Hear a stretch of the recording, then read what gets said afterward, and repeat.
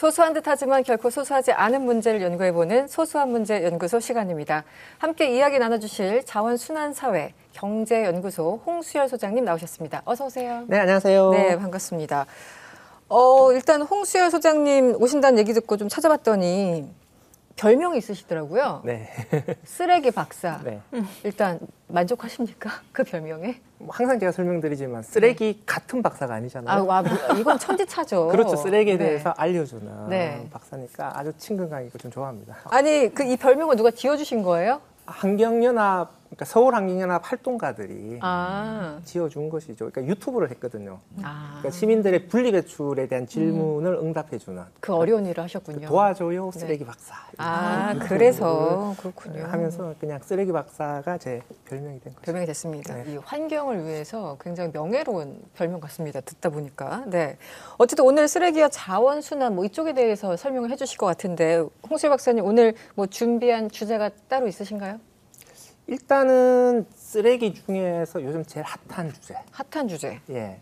뭘까요? 그러니까 가장 많이 사용하면서 가장 골칫덩어리가 되고 있는 쓰레기가 사실 플라스틱 쓰레기거든요. 네네. 그래서 이제 플라스틱 문제에 대해서 한번 이야기를 해보려고 합니다.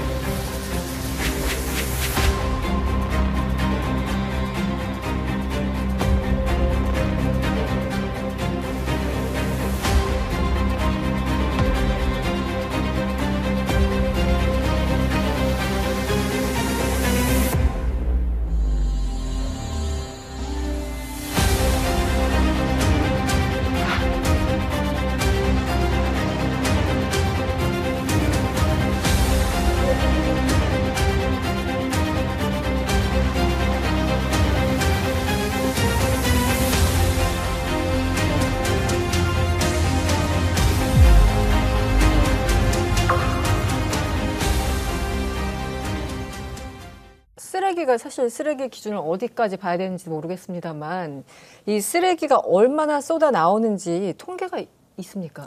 일단은 이제 생활 쓰레기, 네. 산업 쓰레기, 건설 쓰레기 이렇게 구분을 하기도 하는데요. 네. 생활 쓰레기만 한정해서 보게 되면 1년에 한 20억 톤 정도 쓰레기가 나오고요. 이게 한 2050년 정도까지 되게 되면은 한 지금보다 1.5배, 그래서 한 30억에서 40억 톤까지 계속 이제 증가할 거다 이렇게 보는 거고, 건설 쓰레기까지 포함하면은 한 200억 톤 정도의 쓰레기가 발생을 한다라고 봐야 되겠죠. 네, 상상이 안 갑니다. 200억 톤 하니까. 우리나라만 따지면은 1년에 한 2,300만 톤. 그러니까 전 세계 생활 쓰레기가 20억 톤 발생하니까 우리나라가 한 1% 조금 넘는 쓰레기가 발생을 하는 것이죠. 네. 그러니까 우리나라 인구 비율이 전 세계 1%가 안 되는 거니까 그러니까 쓰레기는 세계 평균에 비해서 좀 더 많이 나오고 있다.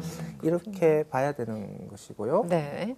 성상별로 따지게 되면은 이제 음식물 쓰레기, 플라스틱 쓰레기 이렇게 봐야 되겠죠. 네. 그러니까 생활 쓰레기 중에서 많이 나오는 것은 이제 음식물 쓰레기하고 네. 플라스틱 쓰레기 이제 두 개가 양대 탑이 되는 거죠. 양으로 봤을 때. 네네네. 근데 어쨌든 크게는 이제 생활 쓰레기 그리고 건설 그리고 산업 쓰레기. 예, 예. 크게는 이제 세 가지로 분류를 배출원에 따라서 분류를 해보면 그렇게 되는 것이고요. 그러니까 배출원에 따라서 쓰레기를 분류한다라고 하는 거는 쓰레기 책임을 누가 질 거냐? 결국은 이제 그러니까 책임 지자체가 질 거냐, 네네. 아니면 배출하는 사업자가 질 거냐? 정말 중요하네요. 이렇게 네. 보는 것이고요. 쓰레기 처리의 관점에서 볼 때는 음식물 쓰레기를 어떻게 처리할 거냐, 플라스틱 쓰레기를 어떻게 처리할 거냐, 건설 쓰레기를 어떻게 처리할 거냐, 이런 성상들이 네. 더 중요하게 되겠죠. 자, 쓰레기가 이렇게 많이 발생을 하는데 네. 생활 쓰레기 중에서 그래도 제일 많이 나오는, 제일 골칫덩어리가 되고 있는 쓰레기는 무엇일까요? 일단 분리수거 이제 저도 맨날 버리러 내려가는데 가장 넘치는 건 플라스틱이었던 것 같아요. 정말 세계 중에서. 플라스틱을 들 수밖에 없는 게 예를 들면 유리병이라든가 철이라든가 원래 있던 물건들이 아니라 존재하던 게 아니라 플라스틱은 그냥 인류가 이 석유화통해서 만들어낸 거잖아요. 근데 그리고 특히 요새는 이 택배, 배달 이거 많다 보니까 진짜 플라스틱 쓰레기를 볼 때마다 내가 음식 더 시켜 먹어도 되려나 이런 생각이 들 정도로 진짜 플라스틱 쓰레기는 홍수인 것 같아요. 네, 근데 네. 반성을 하면서도 왠지 또 분리수거를 하면은 약간 죄책감이 줄어드는 듯한 느낌? 그런 것도 살짝 있고요. 이게 플라스틱 쓰레기는 이제 양으로 보게 되면 음식물 쓰레기보다는 좀 적어요. 그런데 부피로 보면 아, 그렇죠. 부피가 예, 다르니까. 워낙 그 가볍고 부피가 크니까 네, 이제 우리 시각적으로 보게 되면 쓰레기가 산처럼 쌓여간다. 네, 네. 특히 이제 명절 지나고 나면 스티로폼 쓰레기는 맞아요. 완전 산처럼 쌓이게 되잖아요. 그 양으로 따지면 사실 얼마 안 돼요. 음. 하지만 시각적으로 보게 되면은 이제 플라스틱 쓰레기로 인해서 이제 우리 지구가 쓰레기로 쌓여가겠구나. 좀 이런 충격들을 받게 되는데요. 혹시 그럼 좀 더 깊게 들어가서 플라스틱 쓰레기 중에서는 어떤 쓰레기가 제일 많을까요? 플라스틱 중에서 물병이겠죠. 비닐 아닐까요? 아, 그 종류가 또 여러 가지가 있는 거니까요. 그렇죠. 플라스틱 쓰레기 중에서도 여러 가지 종류가 있을 물병 거죠. 아니에요? 물병인 것 저도 같은데. 물병 같아요. 커피랑 물 뭐 이 둘 중에 하나 같은데 둘 다 같은데. 일단은 이제 크게 보면 이제 포장재 쓰레기가 네. 전체 플라스틱 쓰레기 한 30% 정도를 차지한다 이렇게 보거든요. 그러니까 1년에 플라스틱 쓰레기가 한 3억 5천만 톤 정도 발생을 해요.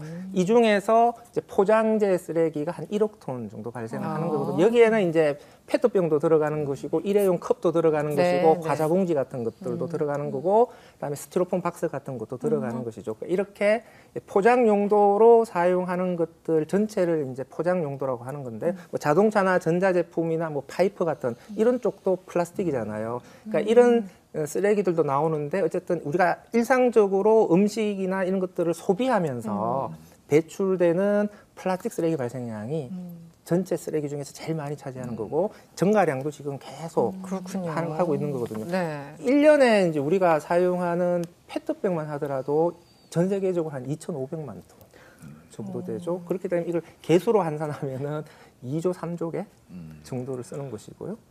우리나라만 따지면 한 1년에 50억 개, 60억 개 이 정도의 페트병을 사용을 하고 있는 것이죠. 네. 그렇게 많은데 엄청나게 많은 쓰레기가 나오는데 그중에 실제로 재활용이 되는 쓰레기는 얼마만큼 있는 거예요? 일단은 전 세계적으로 보게 되면은 몇 프로일까요? 전 세계적으로. 한국은 뭐 7, 80? 한국? 한국을 너무 좋게 보시는 거 아니에요? 그럴 리가 없을 텐데. 우리 조국인데. 근데 한국은 전체 재활용률이 한 70% 정도는 되는 걸로 알고 있거든요. 근데 그중에 플라스틱은 어떤지 모르겠는데. 플라스틱이 제가 그 아티클을 읽었는데 정확한 수치는 기억이 안 나는데 저도 이제 버릴 때마다 그래도 약간 이 죄책감을 벗어나려고 이렇게 나름 씻어서 버리고 이러는데 실질적으로 굉장히 낮았어요. 그러니까 20%가 안 됐던 느낌이었거든요. 저는 그 죄책감 줄이려고 남의 것도 제가 분리시켰어요. 남의 것도. 일단은 전 세계 평균으로 따지면은 플라스틱 재활용률은 10%가 좀 안 돼요. 아, 10%. 우와, 그래요? 10% 미만이에요? 9% 정도만 아, 재활용되고 그렇구나. 있다라고 플라스틱은. 보고 있고 이게 지금까지 쭉 그래왔고 앞으로 이제 재활용률이 좀 증가한다고 해봤자 20%는 안 될 걸로 봐요. 그러니까 이제 플라스틱 쓰레기는 재활용도 안 되면서 환경에 골칫거리가 되는 이런 약간 민폐 같은 쓰레기가 되는 것이고요. 왜 그렇게 재활용이 안 되는 거예요? 우리나라는 그래도 분리배출 체계하고 재활용 체계가 좀 잘 갖춰져 있어서 그나마, 네. 그나마 좀 높은데 그것도 말씀드린 것과 같이 이건 정확하게 알 수가 없어요. 우리나라 통계로 알 수가 없어요. 제대로 안 잡히는군요. 아니 우리나라의 플라스틱 재활용률 통계는 한 60% 정도 돼요. 아, 그래요? 그런데 여기에는 뭐 어떤 함정이 숨어 있냐면은 쓰레기를 태워서 에너지를 이용하는 것도 재활용에 들어가 있어요. 그러니까 가정에서 과자 봉지, 라면 봉지 같은 거 분리 배출하잖아요. 그럼 이것들을 어떻게 하냐면은 이게 막 뭉쳐가지고 석탄을 대체하는 용도로 태워요. 아, 지역 난방 뭐 이런 거에 그렇죠. 예. 쓰고. 그러니까 사실은 태워서 에너지를 이용하는데 우리나라는 이것을 재활용으로 봐요. 아. 근데 그거는 국제적으로는 좀 이상한데요, 그거는. 좀 그게 이상하죠. 어떻게 근데 재활용... 우리나라 법이 그렇게 돼 있어요.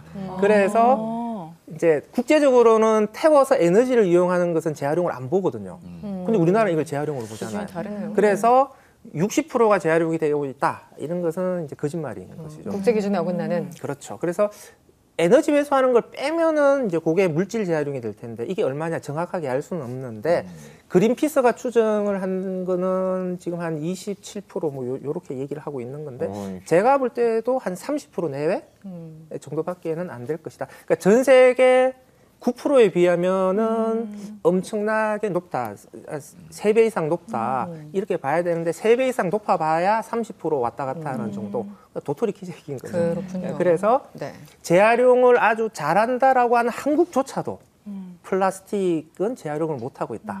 그래서 플라스틱 자체는 재활용이 잘 되고 있는, 그러니까 쓰레기 관리가 아주 잘 되고 있다라고 얘기를 못하는 것이죠. 그래서 플라스틱 쓰레기 관리가 앞으로 더 문제가 되고 중요하다라고 얘기를 할 수 있는 거죠. 플라스틱이 사실 딱 떠오르면 뭐 지구에서 그 거북이 코에 플라스틱 그 빨대 박혀 있고, 아, 그 충격적인 사진. 네, 그런 거 떠오르고 좀 그러는데 이게 사실 플라스틱이 그냥 바다에 그냥 둥둥 떠댕긴다. 이거만이 아니라 여러 가지 환경에 영향을 미치는 게 있을 거 아니에요, 다른 게. 일단은 이제 그 플라스틱이 어떻게 만들어지냐 네. 이걸 봐야 되잖아요. 플라스틱, 우리가 사용하는 플라스틱의 99%는 석유로 만들어요. 그러니까 석유를 캐가지고 석유를 가지고 플라스틱을 만들고 이 플라스틱 쓰레기를 또 상당 부분 태운단 말이에요. 그러다 보니까 만드는 과정에서도 쓰레기를 처리하는 과정에서 당연히 탄소 배출이, 탄소 배출이 엄청나게 되는 엄청나죠. 거죠. 네. 지금 1년에 한 20억 톤 정도가 플라스틱 때문에 발생한다. 그래서 전 세계 탄소 배출량이 한 3% 정도가 플라스틱의 생산과 쓰레기 처리 때문에 발생한다. 이렇게 보는 건데 지금 플라스틱 생산량이 지금 계속해서 증가하고 있거든요. 네네. 이 추세대로 가게 되면 2050년이 정도 되면은 전 세계 온실가스 배출량이 한 6% 정도가 플라스틱 때문에 배출될 거다. 그래서 기후위기 대응의 측면에서도 석유로 만든 플라스틱을 계속 사용하는 것은 굉장히 위험하다. 이런 문제가 하나가 있는 것이고요. 네. 다음 두 번째는 네. 쓰레기로 버려졌을 때. 이게 쓰레기로 버려졌을 때 이 쓰레기를 몽땅 잘 치울 수 있으면 괜찮은데 잘 새버린단 말이죠. 이게 환경에 투기가 되면서 문제가 발생을 하는 것이죠. 네네. 일단은 환경에 일단은 1년에 이것도 정확한 양은 모르는데 대개 한 1,000만 톤에서 2,000만 톤 정도의 쓰레기가 바다로 매년 들어간다. 이렇게 예, 보는 거거든요. 그러면 플라스틱 쓰레기가 바다로 들어가면은 이제 어떻게 되는 거냐? 당연히 거물 같은 것들은 걸려서 죽는 거죠. 그 고래라든지 거북이라든지 뭐 물개라든지 이런 쪽이 거물에 걸려서 죽어요. 네. 이거를 우리가 유령업이라고 합니다. 고스트피싱. 유령. 고기 잡는 사람은 없는데 걸려서 죽으니까 유령이 고기를 잡고 있다. 그래서 유령업이라고 하는 해마다 수십만 마리가 이렇게 유령업으로 목숨을 잃고 있는 것이고, 그다음에 빨대 같은 거라든 이런 것들은 이제 꽂히는 거고, 그다음에 작은 것들은 삼켜요.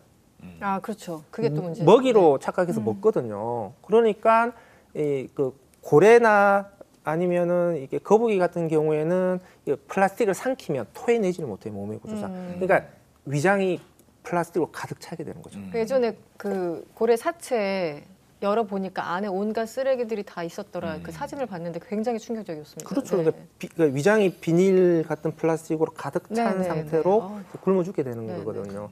육지에서 코끼리나 뭐 낙타 같은 경우에도 이게 비닐봉투를 삼켜서 맞아요. 네, 그렇게 죽는 거거든요. 그래서 플라스틱을 먹이로 착각해서 또 죽게 되고, 또 한편으로는 이제 아주 작게 쪼개지면 이제 미세 플라스틱이 플라스틱. 되는 것이 되어서 결국 이거는 이제 인간의 몸에까지 들어오는데, 얼마 전에 미국에서 충격적인 결과가 나왔죠. 인간의 사체를 해부했는데 우리 뇌의 0.5%가 미세 아, 플라스틱이다. 맞아요. 그 기사 봤어요. 예, 그러니까 우리 몸에 미세 플라스틱이 들어오면은 우리 몸 구석구석으로 떠돌아다니다가 결국 우리 뇌에 미세 플라스틱이 다 쌓이게 된다. 이런 결과도 나왔죠. 그럼 박사님 이거 왜 바다에다가 그걸 갖다 버려요? 이거는 일부 나라들은 그걸 허용해 주는 것인지 아니면 불법으로 갖다 넣은 것인지. 몰래 버리기. 그러니까 일부러 뭐 바다에 밀어 넣는 예. 그런 나쁜 사람은 없겠죠. 근데 바다로 쓰레기가 왜 가냐? 예. 그것도 한번 봐야 되는데, 일단 첫 번째는 어민들 혹은 항해에 종사하시는 분들, 이런 분들이 배에서 나온 쓰레기를 육지로 갖고 와야 되는데 예. 그냥 바다에 버리고 오는 경우가 많죠. 그렇죠. 그래서 거물이라든지 아니면은 양식장에 쓰이는 부표 같은 것들이라든지 네네. 뭐 통발이라든지 네. 이런 어업용으로 쓰이는 쓰레기들이 바다로 많이 가게 되고 그다음에 항해하는 배에서 생활하면서 나온 쓰레기들을 그냥 바다에 던져버린다. 이런 식으로 나가는 게 하나가 있고요. 두 번째로는 육지에서 그냥 투기된 쓰레기들이 강을 따라서 이제 바다로. 흘러 바다까지. 육지에서 쓰레기 관리를 잘못하게 되면은 바다로 계속 흘러 들어가게 되는 것이죠. 결론적으로 국가들이 이렇게 일부러 자체적으로 그 쓰레기를 바다에 버리는 그런 국가가 없는 거죠. 바다에 일부러 버리지는 않는데 이제 저소득 국가로 가게 되면은 쓰레기 관리 체계가 없잖아요. 네. 그러니까 우리가 쓰레기를 집 밖으로 버리면은 지자체가 수거해 가서 처리시설로 가잖아요. 이게 이제 현대적인 쓰레기 관리 체계인데 저소득 국가로 내려갈수록 국가나 지자체가 쓰레기를 수거해서 처리해주는 서비스 자체가 없는 곳이 많아요.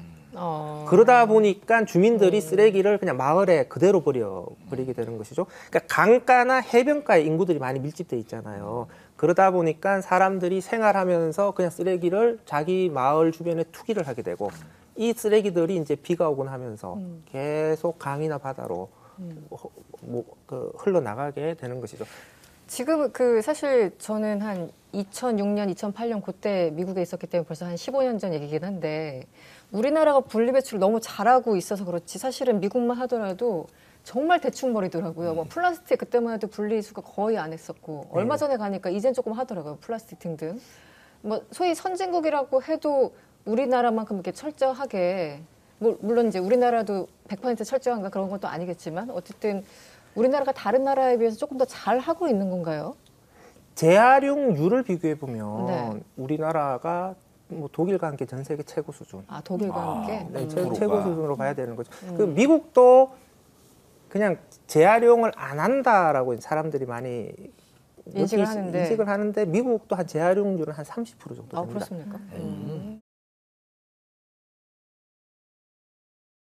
쓰레기 섬이 있다고 얘기를 들었는데 구정 기자님 이게 캠페인 때문인가요? 뭐 이 섬이 국가가 됐다 이런 얘기도 있고요. 저는 사실 쓰레기 섬에 대해서 알게 된 게 2009년이었는데 그때 너무 충격을 받았었어요. 근데 그게 어떤 거냐면 이제 북태평양 아열대 환류라 그래가지고 이렇게 정체된 바다 이렇게 파도가 거기에 이제 쓰레기들이 몰려 있다라는 거였는데 그때 제가 기사를 쓸 때 그때 한 140만 제곱킬로미터인가 이 바다에 떠 있는 쓰레기들이 모여 있는 면적이 그랬더니 기사의 댓글들이 거짓말 아니냐 말이 되느냐라고 저를 비난하는 댓글들이 막 있는 걸 봤었어요. 가짜 뉴스처럼 들리는데요. 예, 근데 이게 그래서 태평양 한가운데 이거는 뭐 쓰레기 섬이 아니라 쓰레기 대륙인 거죠 거의. 근데 그게 원래 이제 알려졌던 건 1997년에 미국 캘리포니아 출신의 이제 배 타고 가던 선장이 보고 이제 항로를 잘못해서 거기 지나가다가 저게 뭐냐 그랬다가 가보니까 이게 근처 지나가다가 보니까 전부 다 쓰레기였다. 뭐 그래가지고 이제 그 사람이 해양 재단 같은 거 만들어서 그 다음에 이 해양 쓰레기를 막기 위한 이런 그 캠페인 같은 거를 굉장히 많이 했었어요. 그리고 또 이제 뭐 미국에서는 한동안 유행했던 그 크라우드 펀딩이라 그래가지고 이거를 언론이나 이런 데서 나와야 되는데 그 태평양 한가운데 있는 걸 아무도 취재를 안 가는 거예요. 그래서 그거를 시민들이 돈을 모아서 우리가 기자를 보내자. 이래가지고 또 그때 또 이슈가 되고 그랬었는데 이제 2017년에 이제 해양 운동 단체들이 플라스틱 오션스 이런 단체들이 이거를 확실하게 좀 캠페인을 하자. 그래가지고 유엔에다가 우리가 국가로 신청을 하자라고 해서 신청을 했던 거예요. 국가로 만들자? 네, 근데 이제 그게 세계 해양의 날이 있어서 그때 유엔에다 신청을 하자라고 하면서 이제 운동을 벌였는데 이게 그 몬테비데오 협약이라는 게 있어요. 그게 뭐냐면 국가가 무엇인가, 국가란 무엇인가 그래서 이 구성 요소들이 있는데 그중에 일단 영토. 저기 봐라, 저렇게 큰 섬이 대륙에 떠다니고 있는데 이게 왜 영토가 아니냐? 이 영토다. 그다음에 이제 정부가 있어야 돼요. 그래서 정부를 구성하겠다. 그래서 이거를 트래시 아일스라 그래가지고 그 쓰레기 섬나라 이렇게 해서 이름을 붙인 다음에 우리 군주국으로 하겠다. 그래서 군주도 임명을 했어요. 근데 그 군주가 누구냐면은 그 영국의 이제 뭐 자선 활동으로도 유명하고 그 주디 덴치라는 배우인데 007. 그분군요. 007의 뭐 국장님. 기사 그 자기까지 국장님. 받았고 그래서 주디 덴치가 그러면 그 군주를 하자, 여왕을 하자 되게 어울리네요. 이렇게 하고 네. 그 다음에는 이제 다른 나라들과 소통 가능하고 외교가 가능해야 되는 거. 소셜 미디어로 하면 된다. 시민이 있어야 시민이 된다. 있어야죠. 그러면 시민은 누구냐? 그래서 영국에 그 change.org라 그래서 영국 정부로 청원이 들어가는 이 청원 사이트가 있는데 거기다 이걸 올린 거예요. 여기 시민 할 사람. 그랬는데 이게 뭐 너무나 인기를 끌어가지고 네. 150만 명이 나 거기 시민하겠다 이렇게 된 거고 그래서 150만 명? 예. 그래서 1번 시민이 누구였냐면 외국인들도 한 거예요. 1번 시민이 그래서 엘고어. 미국의 전 부통령 역시. 엘고어가 하고 그러니까 나중에는 캠페인을 좀 이렇게 좀 재미나게 하기 위해서 여권도 만들고 집회도 있어요. 물론 통용은 안 되는 거지만 집회도 있고 네. 그래서 자 국가 요건을 우리는 다 다 갖췄네요. 갖췄다. 네. 그래서 그게 뭐 국가로 인정을 받았다기보다는 이제 유엔에서도 사무총장 대변인이 이거 너무 좋은 아이디어다. 아주 효과적인 캠페인이다. 그래서 아주 뭐 극찬을 했다 그러고 실제로 이 캠페인 한 다음에 그 해양 쓰레기에 대해서 바닷속 그 미세 플라스틱이나 그런 것들 이슈가 굉장히 많이 부각됐던 것이 사실이고요. 그렇군요. 이게 예. 이제 태평양의 쓰레기 섬 이렇게 얘기를 하니까 이게 마치 진짜 막 그 육지로 삼을 수 있을 만큼의 바다의 플라스틱 쓰레기가 이렇게 막 이렇게 위에 쌓여 있는 것처럼 이렇게 생각을 하는데 그건 그건 아니고 바다예요. 바다인데 그냥 해류를 따라서 쓰레기가 많이 모이는 그러니까 다른 바다에 비해서 쓰레기 밀도가 매우 높은 그런 정도로 보시면 돼요. 그래서 네. 요즘은 그 학생들 교육할 때도 그 쓰레기 아일랜드, 웨이스트 아일랜드 이런 표현은 쓰지 말자. 그러니까 쓰레기가 많이 모여 있는 지대 이렇게 좀 이야기를 하는 거고요. 그래서 좀 정확하게 그 실상을 좀 알 필요는 있다라고 생각이 들고 원래 네. 요트 선장이 발견을 했는데 그 하와이 섬에서 미국 서부 해안으로 가는 요트 경기가 있는데 좀 빨리 가보려고 남들이 안 가는 길로 한번 도전을 해본 거예요. 근데 이쪽은 해류가 이렇게 모이는 곳이라서 항해하기 매우 안 좋아서 안 갔던 곳인데 네, 위험해서. 남들이 안 가는 길을 한번 가본 거예요. 남들이 안 가는 길을 한번 가보다 보니까 쓰레기가 환류지 되니까 태평양 연안 국가들이 버린 쓰레기들이 다 그쪽에 모여드는 것이죠. 그래서 이걸 발견하고 나서 아뜨가 그러면서 이제 이거 문제를 본격적으로 이슈하게 된 거죠. 지금은 보니까 이게 태평양 그래서 그 찰스 무어 선장 그래서 그 태평양 그게 문제가 됐었는데 나중에 여러 재단들이나 해양학자들이 찾아보니까 태평양만 있는 게 아니라 태평양에는 그게 면적이 일단 넓은 거지만 네, 네. 인도양에도 있고 대서양에도 있고 곳곳에 그 해류가 이렇게 돌아가는 지역 그런 데는 다 있더라는 거예요. 특정적인 몰릴 수밖에 예, 없는 예. 구조라서. 크게 보면 한 5개 정도의 쓰레기들이 뭉쳐지는 지대가 있다라고 하고 문제는 이제 이 크기가 계속해서 늘어나고 있어요. 그렇죠. 이게 지금 20년 동안 봤을 때 한반도 면적이 4배라고 그랬다가 어느 순간에 7배라 그랬다가 뭐 이렇게 지금 계속 지금 규모가 커지고 있다. 결국 플라스틱 문제가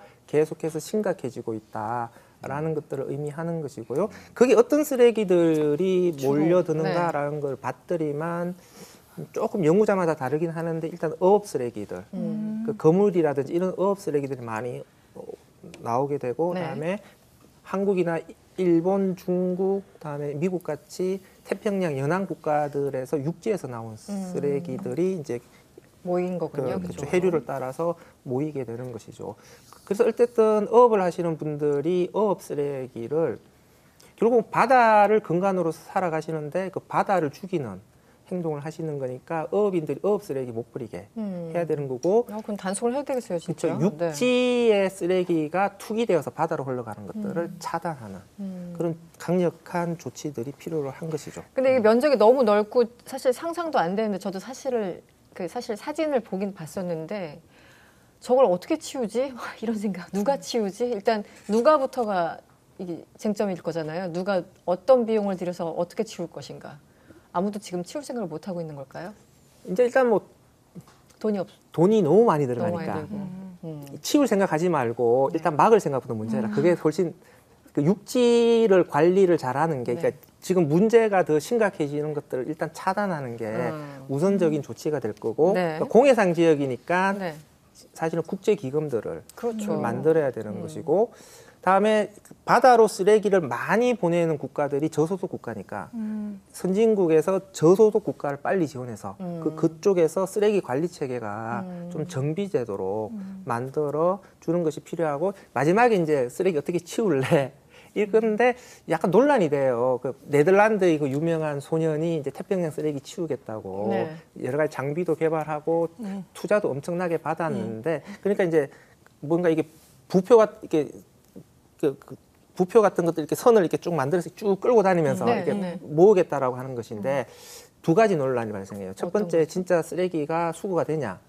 두 번째 그 과정에서 해양 생물들이 또 거기에 걸려서 죽는 거죠. 아. 쓰레기 치우는 과정에서 해양 생물들이 피해를 보는 것이라서 저 방법이 좀 적절한 방법이냐 좀 이런 논란들이 있는 것인데 어쨌든 저는 시도는 계속 해봐야 된다라고 생각을 해요. 그래서 일단은 좀 더 그 적은 비용으로 좀 더 좋은 효과를 내려면 일단 육지에서 나가는 걸 막는 게 일단은 급선무가 급성무다라고 하는 것이고요. 그 다음에 바다에 떠 있는 것들을 어떻게 관리할 것인가라는 부분에 대해서는 이제 뭐 국제적인 논의가 필요할 것 같아요. 그래서 기금들을 조성한 다음에 공해상의 쓰레기들을 관리하는 그런 추가적인 노력들을 해야 될 것 같아요. 그 참 요새 저는 플라스틱 쓰레기도 있지만 그 의류 쓰레기 아, 뭐 이렇게 많죠. 뭐 패스트 패션이라 그러는 그거 많아지면서 실제로 우리 옷 정말 많이 버리잖아요. 10년째 입고 있습니다. 그것만 근데 진짜로 이것도 역시 약간 재활용이라는 게 재활용통에 넣으면 왠지 나의 죄책감을 조금 덜어주기는 하는데 이제 버려지는 것도 너무 많고 그래서 유럽에서 보면은 뭐 이렇게 옷과 관련해서도 이렇게 그런 패션 업계 이런 데서 환경 파괴 좀 줄여보자 이런 캠페인 같은 거 하는데 네. 의류 쓰레기도 실제로 나오는 양이 굉장히 많은가요? 일단 그리고 이 질문 제가 하나까지 추가하고 싶어요. 좀 이렇게 세트로 좀 답변해 주세요. 우리 지금 의류함들 있잖아요. 우리는 이제 옷을 이제 안 입을 거면 거기에다가 넣는데 또 그 의류함에 있는 옷들을 우리는 뭐 무슨 동남아야 팔아준다, 뭐 뭐잘 활용될 거라고 수출한다, 뭐 생각하죠. 이런 말도 있는데 그럼 쓰레기를 파는 거예요. 그거 어떻게 되는 거예요? 일단은 좀 바로 잡아야 될 게 의류도 플라스틱 쓰레기예요. 의류도 합성 섬유. 합성 섬유니까. 나이롱. 뭐 그렇죠. 소재에 따라서 네, 합성 섬유가 대부분이기 때문에 의류도 플라스틱 쓰레기 발생량으로 봐야 된다라고 하는 것이고 패스트 패션 때문에 어쨌든 의류 쓰레기 문제도 세계적인 쓰레기 문제 중에 하나거든요. 1년에 뭐 1,000억 불 이상의 쓰레기 옷이 매년 네. 판매되고 있고 그 의류 쓰레기 중에서 다시 섬유로 재활용되는 비율은 1%밖에 안 되거든요. 정말 그 미미하더라고요. 이게 네. 전체 플라스틱 쓰레기 중에서 가장 재활용이 안 되는 쓰레기 중에 하나가 의류 의류, 쓰레기죠. 그러다 보니까 의류 쓰레기를 그나마 좀 관리할 수 있는 방법, 그러니까 패스트 패션으로 막 쏟아져 나오는 의류 쓰레기를 그나마 좀 관리할 수 있는 방법이 재사용하는 거다. 그런데 국내에서 재사용이 안 되는 거죠. 선진국의 경우에는 대부분 저소득 국가로 밀어내기 식으로. 그래서 의류 수거함으로 배출된 중고 의류들이 대부분 다 그 동남아시아나 아프리카 같은 저소득 국가로 수출이 되는데 문제는 뭐냐면은 그쪽에 중고 의류가 가게 되면 그것을 100% 다 입는 게 아니에요. 그 중에서 한 절반은 다시 현지에서 쓰레기로 버려져요. 또 버려지는 게 굉장하더라고요. 네. 결국은 그 선진국에서 나는 재사용 될 거야라는 생각으로 의류 수거함에 배출을 하니까 그 의류 쓰레기 발생한 것에 대해서 죄책감을 별로 못 느끼거든요. 근데 실제로 보게 되면은 내가 배출한 중고 의류들이 재사용되는 것이 아니라 결과적으로는 우리나라에서 발생되는 플라스틱 쓰레기를 저소득 국가로 수출한 셈이 되는 것이죠. 그런데 저소득 국가는 말씀드렸다시피 쓰레기 관리 체계가 없다라고 얘기했잖아요. 그러니까 그쪽은 의류 쓰레기들이 대부분 투기가 되는 것이잖아요. 그 칠레 아티카마 사막에 그 유명한 그 중고 쓰레기 선별장들이 있는데 거기도 보면은 선별되지 못한 쓰레기들이 산처럼 계속 쌓이면서 사막에서 썩어가고 있는 것이고 또 한 곳이 유명한 곳이 아프리카 가나거든요.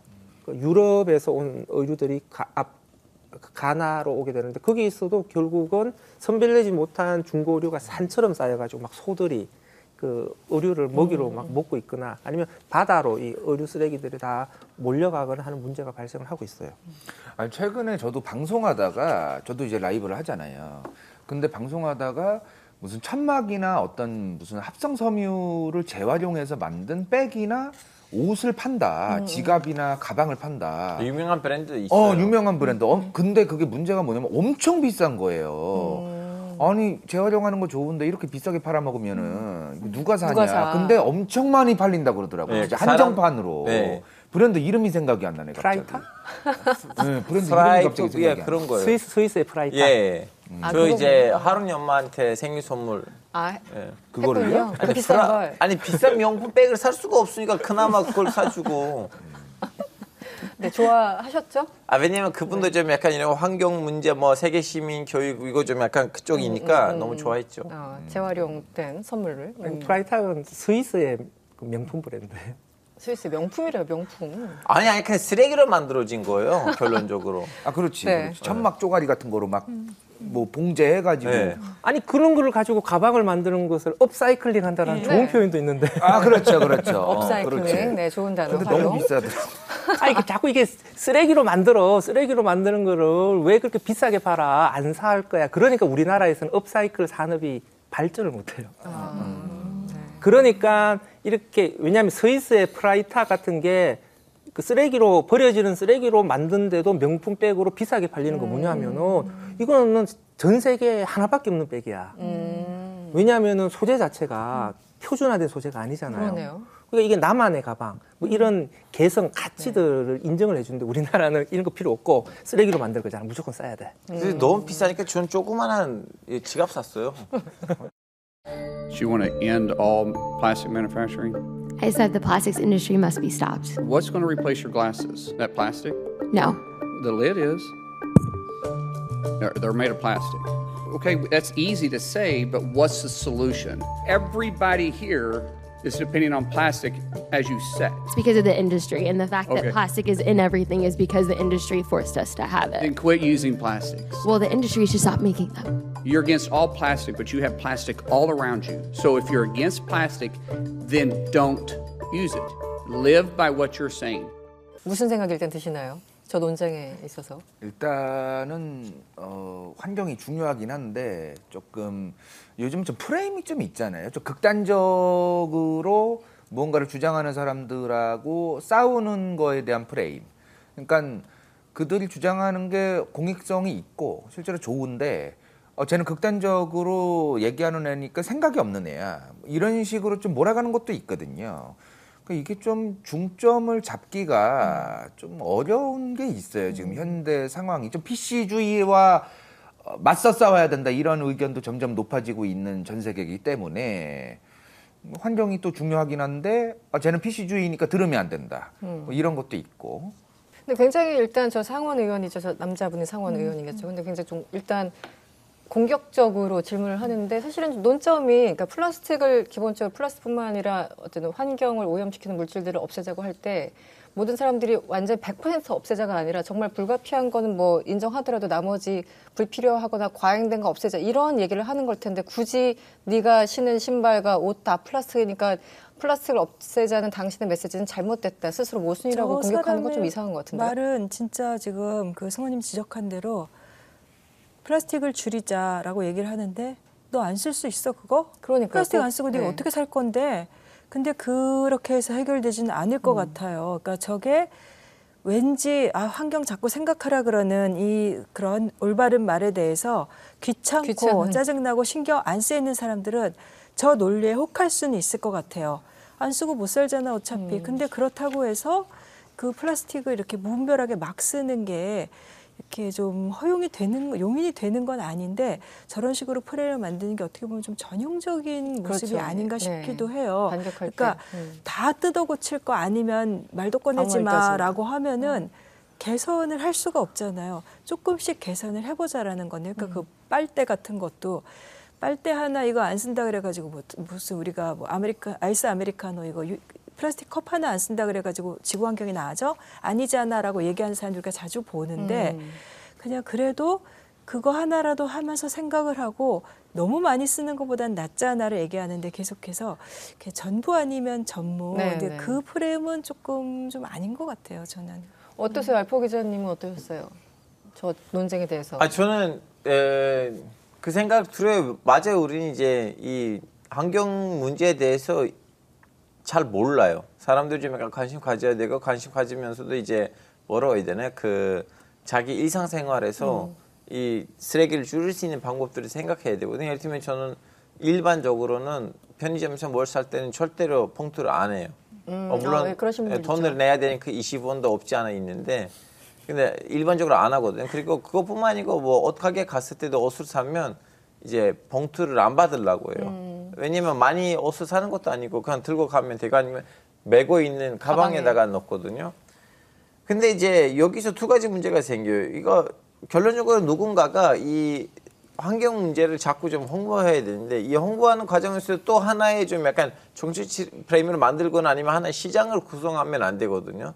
이걸 가지고 돈벌이를 생각하시는 분들도 있고 원래 사실은 인류와 과제이긴 한데 제가 이 영상을 통해서 궁금한 거 뭐냐면 국제 기관들이 이게 국제적인 무대에서 진짜 환경 문제가 환경 문제 심각성만큼이나 다뤄져 있는지요. 일단은 저 영상 자체 일단 영상 영상 먼저 네. 잠깐 얘기하고 좀 네. 답변을 네. 드릴게요. 일단 너무 악의적이다라는 생각이 들어요. 전형적인 논점 흐리기. 그렇죠. 네. 그러니까 본질을 얘기하는 것이 아니라 겉으로 드러나고 있는 그 현상의 꼬투리를 잡아서 공격을 하고 있어서 당장 그 플라스틱을 쓰지 말자는 게 아니거든요. 플라스틱 그렇죠. 문제를 그 인식하고 빨리 해결책을 모색해 가자라는 주장인데 그렇죠. 네. 그 자체를 야 플라스틱 안 쓸 수 있냐 당장 이런 식으로 몰아가는 것은 결국은 플라스틱 산업을 옹호하기 위한 그렇죠. 정치인의 공격 아니냐 저는 이렇게 받아들일 수밖에 없고요. 네. 어쨌든 이게 그 플라스틱이라는 것은 지역의 문제가 아니라 전 지구적 문제가 돼버린 거잖아요. 왜냐하면 그 바다로도 플라스틱 쓰레기가 떠돌아다니는 것이고 이제 미세 플라스틱은 대기를 통해서도 전 지구를 순환을 하고 있는 것이거든요. 네. 그러니까 우리 지역만 깨끗하다고 해서 미세 플라스틱으로부터 안전한 시대는 아니에요. 그렇죠. 그러니까 이 플라스틱 문제도 기후 위기처럼 전 지구적 문제가 되고 있는 것이기 때문에 결국 국제 협력을 통해서 같이 풀어야 되는 것이죠. 그래서 지금 유엔 차원에서 플라스틱 국제 협약을 체결하자라는 걸 추진하고 있어요. 2022년에 그 유엔 환경 총회에서 네. 결의를 한 거고요. 그래서 네. 2024년 말까지 올해죠. 올해인가요? 그러니까 올해 말까지 법적 구속력이 있는 플라스틱 환경 오염을 전 주기로 관리할 수 있는 그런 국제 협약을 만들자라는 게 이제 추진이 되고 있어요. 올해 말이면 얼마 안 남았는데 지금 11월 말에 부산에서 마지막 회의가 회의를 열려요. 하죠. 네. 예, 5차 준비 회의가 열리는데요. 일단 5차 준비 회의에서 플라스틱 국제 협약이 마무리되면 좋은데 이게 워낙 지금 논란들이 많아서 제대로 마무리될지는 아직까지는 불확실성이 좀 있는데 네. 어쨌든 뭐 잘 마무리되도록 네. 우리가 좀 기원을 해야 되겠죠. 그 네. 협약이 파리 협약이랑은 좀 다른 건가요? 그러니까 파리 협정은 2050년까지 탄소 중립으로 가서 지구 평균 온도의 상승이 1.5도 이상 올라가는 걸 막자. 그러니까 탄소 배출과 관련된 국제 협약인 것이고요. 이제 요 플라스틱 국제 협약은 새로 협약을 만들자라고 하는 것이죠. 그러니까 플라스틱 오염 자체를 막을 수 있는 그런 협약을 만들어야 된다라고 하는 것이고 플라스틱 오염을 막기 위해서 뭐가 필요하냐? 아예 플라스틱 생산량 자체부터 줄여야 되겠다. 뭐 이런 것들을 다루기 위한 국제 협약을 만들자라고 하는 것이고 이게 이제 법적 구속력이 있어야 돼. 지금 그렇죠. 파리 협정이 법적 구속력이 약하거든요. 없죠. 각자 그냥 보고서만 내고 있죠. 그렇죠. 국가별로. 각자가 탄소 얼마 감축할래 계획 세워서 유엔에 보고만 하도록 되어 있으니까 이거 가지고는 안 된다. 탄소 중립 안 돼. 이런 흐리멍텅한 국제 협약으로는 문제 해결할 수 없어. 그러니까 파리 협정의 실패를 좀 교훈 삼아서 플라스틱 협약은 구속력 아주 있게. 법적 구속력이 있는 빡신 네. 협약을 만들어야 돼. 지금 이렇게 아주 높은 야망을 가지고 네. 출발을 했는데 현실은 좀 냉정해서 과연 될 수 있을지는 네. 좀 봐야 될 것 같습니다. 아까 말씀하신 플라스틱 협약 같은 것들도 뭐 지금 전 세계적으로 협약은 뭐 많은데 그런 게 구체적으로 실천하기 위해서 뭐 단계별로 좀 플랜 같은 게 제대로 짜져 있나요, 지금? 지금 이제 협약을 논의하는 과정이니까 그 협약에 구체적으로 어떻게 반영될 거냐의 문제인데 좀 강한 협약을 만들어야 된다. 법적 구속력이 있는 강한 협약을 만들자고 하지 않았냐라고 주장하는 그룹들, 주로 그 유럽의 환경 문제를 적극적으로 추진하는 그룹들, 네. 그다음에 아프리카나 남미의 그 좀 플라스틱을 주로 소비하는 국가들 쪽에서 이런 강한 협약이 체결해야 된다라고 주장을 하는 거고, 이쪽에서는 2040년까지 플라스틱의 생산량 자체를 줄이기 위한 구체적 목표를 설정해야 돼. 그래서 예를 들어서 2025년 플라스틱 생산량 기준으로 해서 2040년까지 40%를 감축해야 돼. 이런 구체적인 목표를 협약에 박아야 돼. 협약에 쫙 명시를 해야 돼. 이렇게 요구를 하고 있는 것이고, 플라스틱 국제협약에서 플라스틱 생산량을 줄여야 돼. 감량의 감자만 나와도 경기를 일으키는 그룹들이 있어요. 네. 그게 주로 산유국들이에요. 아, 그렇죠. 그렇죠. 그러니까 석유를 가지고 플라스틱을 만드는 거잖아요. 가뜩이나 파리 협정 때문에 지금은. 석유를 에너지로 쓰는 게 줄어들잖아요. 자꾸 전기 자동차 바꾼다 그러니까 네, 네. 자동차에 연료로 들어가는 석유 양이 줄어들 것 같잖아요. 이렇게 석유의 지금 목숨줄이 간당간당한 거거든요. 산유국들 입장에서는. 그렇죠. 네네. 그러니까 석유의 생명 연장 프로젝트가 플라스틱이거든요. 자동차 연료로 들어가는 석유를 플라스틱으로 돌려야 돼. 지금 이렇게 계속 지금 플랜을 짜가지고 투자를 하고 있는데 갑자기 플라스틱 쪽에서도 생산량을 줄이자. 그러니까 산유국들 입장에서는 자다가 벌떡 일어날 소리죠. 산유국들도 좀 흥미로운 게 탄소 배출 줄이자는 그 거대 전제의 동의를 물론 안 하고 싶겠지만 이제 한다는 흐름으로 가고 있는데, 아 여기 석유 에너지 뭐 자동차에 들어가는 거 줄어드니까 플라스틱으로 돌려. 결국 계속 탄소 배출은 계속되는 거잖아요. 그걸 알면서도 저런 논리로. 이렇게 봐야 되는 거죠. 그러니까 화석 연료를 태우면서 이산화탄소가 배출되고 기후 시스템을 망가뜨려서 전 지구를 위험에 빠뜨리고 있어. 네, 네. 이거에 대해서는 부정을 못 해요. 부정 못하죠. 30년 동안 축적된 과학적 증거에 의해서 부인을 못 하는 거예요. 그러니까 여기에 대해서는 반대를 할 수 있는 명분 자체가 없어요. 네, 네. 그러니까 여기에 대해서는 그냥 입을 딱 다물고 킥소리도 못 하는 것이죠. 근데 플라스틱의 경우에는 야, 플라스틱 사용으로 인해서 우리가 얻을 수 있는 이익이 얼마나 많아. 아까 지금 상훈 의원 공격처럼. 네, 네. 야, 여기도 플라스틱 쓰이고 여기도 플라스틱 쓰이고 여기도 플라스틱 써요. 우리 인간은 플라스틱으로 인해서 엄청난 혜택을 보고 있잖아. 이 혜택을 포기해야 할 만큼 플라스틱이 그렇게 나쁜 놈이야? 플라스틱이 유해하다는 과학적 증거가 어디 있어? 플라스틱의 유해성이 과학적으로 명백하게 밝혀진 것도 아닌데 약간 위험할 것 같다라고 하는 지레짐작으로 이렇게 혜택이 많은 물질들을 강제적으로 줄이자? 이건 말이 안 되잖아라고 얘들이 이쪽이 떳떳하게 이제 주장을 할 수가 있는 것이죠. 네. 그러니까 지금 그 산유국들이 우리가 이게 플라스틱 국제협약의 빌런들이라 그러거든요. 네, 네, 네. 플라스틱 국제협약이 제대로 가는 것을 막는 5대 빌런들이 있어요. 그 사우디아라비아, 이란, 그 중국, 러시아 이런 그 국가들이 있는데 이런 산유국들이야 다 뭐. 산유국들과 신흥 생산국들 그러니까 이런 쪽들의 회방에 의해서 협약에 감자가 들어가기만 들어가봐. 나는 절대 사인 안 할 거야. 특정 단어가 들어가면 절대 안 돼 이런 게 있죠. 국제협약 할 그래서 때. 감자의 네. 경기를 일으키는 빌런들.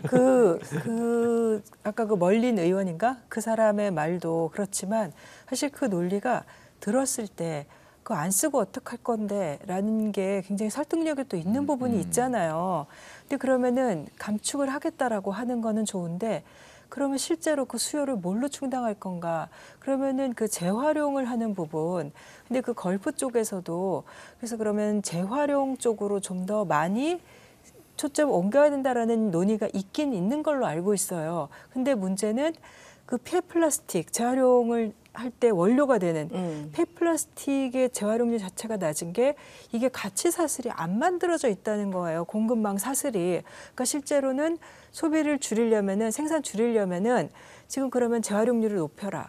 그런데 재활용률을 높이기에는 또 너무나 힘든 상황이고 그러면은 재활용이 안 되는 부분은 그러면은 뭔가 다른 천연 재료를 쓰자라는 건지, 근데 천연 재료를 쓴다라고 하면은 거기서도 또 결국은 자연 파괴라든가 그 온실가스 배출 얘기가 또 나오는데, 그래서 약간 이게 현실적으로 감축 목표 같은 것들이 진짜 구체적인 논의가 좀 어떻게 되고 있는지 약간만 좀. 그러니까 탈플라스틱의 대안이 뭐냐, 예. 이걸로 좁혀지는 것인데요. 그러니까 이거는 앞으로 많은 논의들이 필요한 부분들이에요. 특히 구체적인 숫자를 가지고 그 대안들을 좀 더 구체화시키는 것은 후속 논의해야 될 문제다. 근데 크게 보게 되면은 세 가지 정도의 대안들이 있는 것이죠. 하나는 그 일회용품과 수명이 짧은 제품들의 사용을 줄여야 된다. 그게 뭐냐면 이제 재사용으로 가야 된다. 그러니까 일회용 페트병을 쓸 게 아니고 재사용 유리병을 써.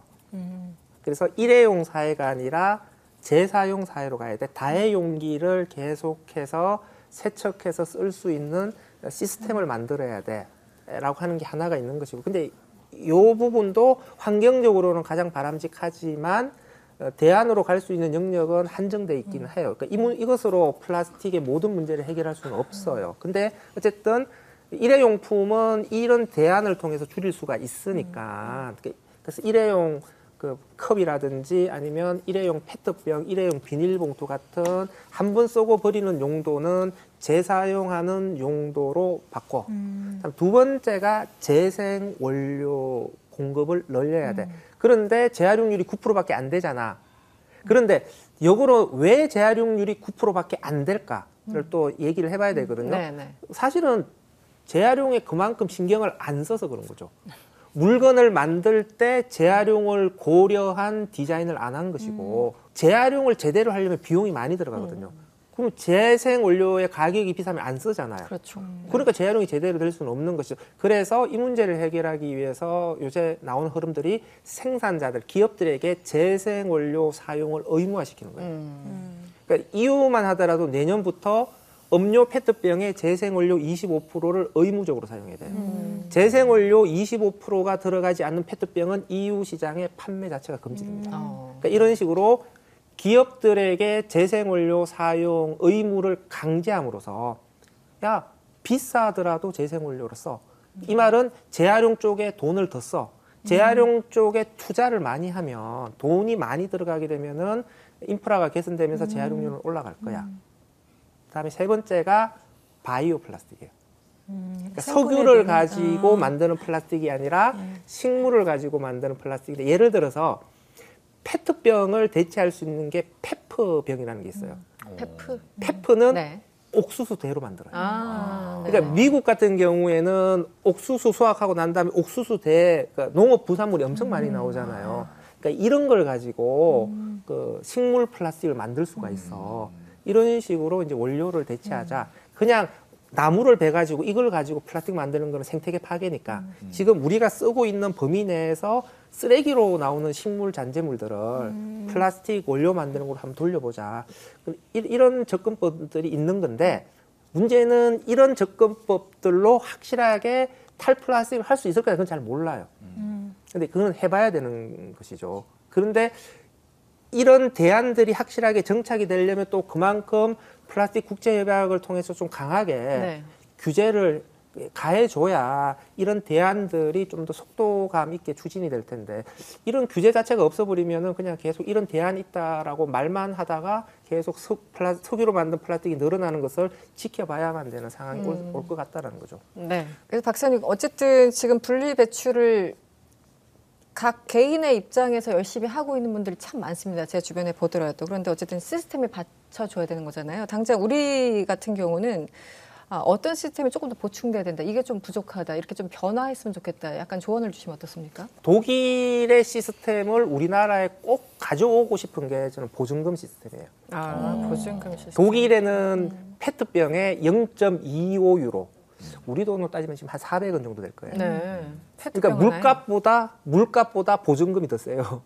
그래서 값이 예. 튀르키예는 그래요. 어렸을 때 우리의 일이 그 버려지는 그 물병들이 있었잖아요. 그걸 가져와서 가게 가서 파는. 네. 유리병? 예, 유리병도 그렇고 그 페트병도 그렇고. 오. 예. 그래서 거기는 페트병에 400원 정도의 보증금이 붙어 있으니까 사람들이 빈 병을 가게로 반납을 해야 돼요. 내가 반납하지 않더라도 그 홈리스들이 막 주워서 반납을 하게 되죠. 그래서 독일의 페트병 재활용률은 98%예요. 대단. 우리나라의 페트병 재활용률이 지금 한 80% 정도 되거든요. 네네.